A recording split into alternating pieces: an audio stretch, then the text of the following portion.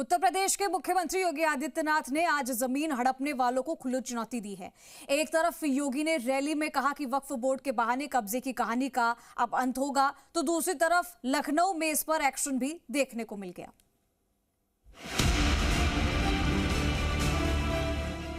वक्फ संशोधन बिल के संसद में पास होने के साथ ही यूपी के सीएम योगी आदित्यनाथ ने हड़प बोर्ड से जुड़े लोगों को खुली चेतावनी दे दी है।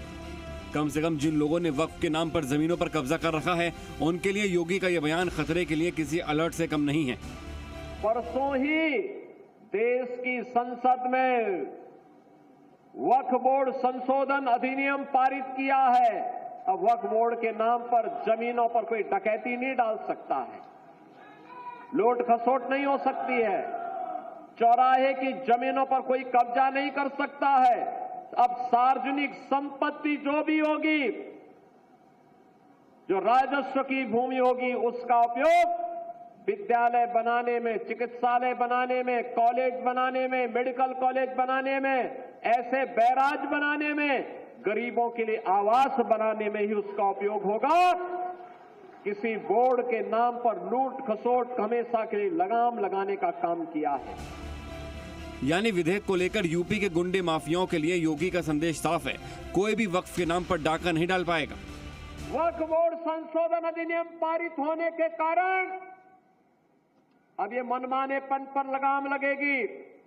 मैं इसके लिए प्रधानमंत्री मोदी जी का, गृह मंत्री अमित शाह जी का हृदय से आभार व्यक्त करता हूं, क्योंकि उत्तर प्रदेश में भी लाखों एकड़ लैंड वक्फ बोर्ड के नाम पर नाजायज तरीके से कब्जा करने का काम हुआ था। इसमें किसी गरीब का कल्याण नहीं हो रहा था, चंद लोगों के लिए लूट का एक माध्यम बन गया था।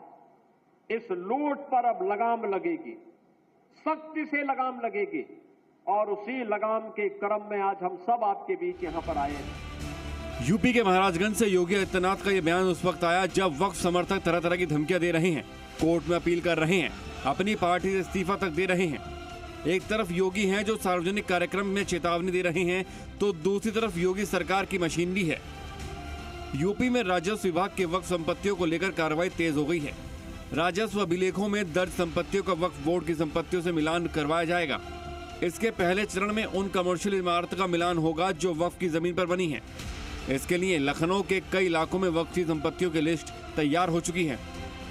यानी वक्फ बिल का विरोध करने वाले कितने पाक साफ हैं, इसका काउंटडाउन शुरू हो गया है। जैसे जैसे जांच आगे बढ़ेगी, इस बात की जानकारी मिलती जाएगी कि कहां कितनी जमीन पर अवैध कब्जा किया गया है। इसके साथ ही इस बात का जवाब भी मिल जाएगा कि वक्फ बोर्ड ने अब तक भलाई का जो दावा किया वो कितना सच्चा था। ब्यूरो रिपोर्ट, जी मीडिया।